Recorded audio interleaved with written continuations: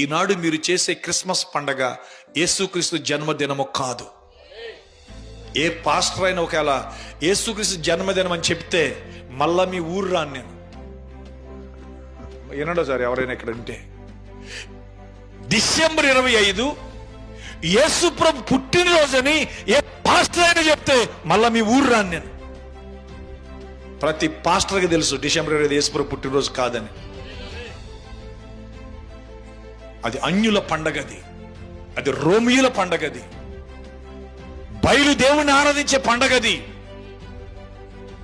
సూర్య దేవుని ఆరాధించే పండగది.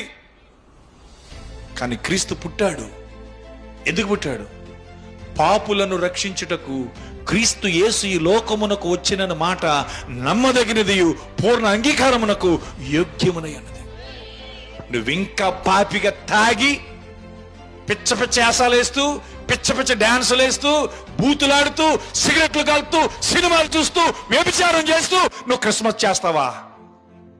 నువ్వు చేసే ఆరాధన దెయ్యపు ఆరాధన, సాతాను ఆరాధనది.